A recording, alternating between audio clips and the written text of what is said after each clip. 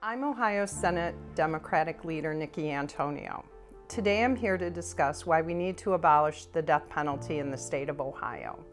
There's been an unofficial moratorium on the use of the death penalty for several years, signaled by the more than 40 reprieves issued by Governor Mike DeWine, and in part due to the lack of legal access to lethal injection drugs.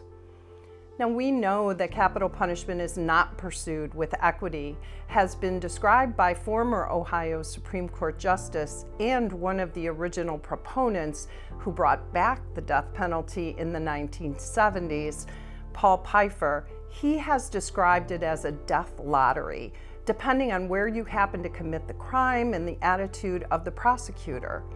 Even Justice Pfeiffer has testified in favor of ending the death penalty in the state of Ohio.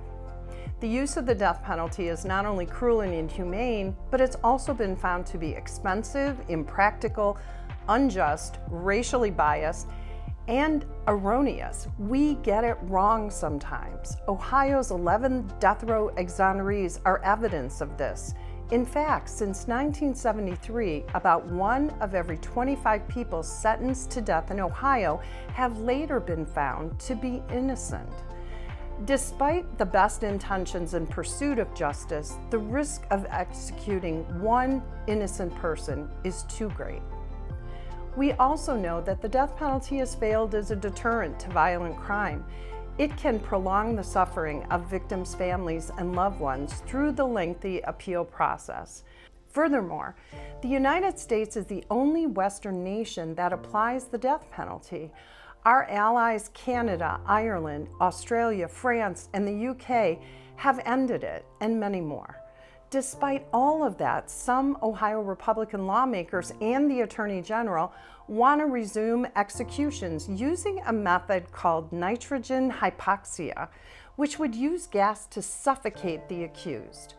Let me be clear, there is no humane form of execution in 2024, but nitrogen hypoxia isn't even a viable consideration. It was deemed so outrageous that the Ohio legislators passed SB 164 last year. It outlawed the use of nitrogen gas to euthanize our family pets because of it being inhumane. We have to ask ourselves, if it's deemed inhumane and unsafe for our family pet, why in the world would we consider using it on human beings, some of whom could be innocent?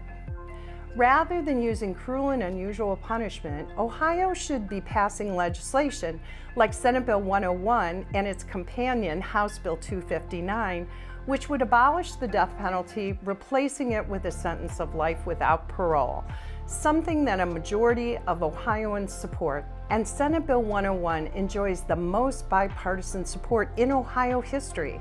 Eliminating the death penalty would not only be the right thing to do, it could also save the state between $128 and $384 million. We must be better as a society than our most heinous criminals. Let's work together to create a justice system that is fair, just, and humane for all. It's time to abolish the death penalty in the state of Ohio, once and for all.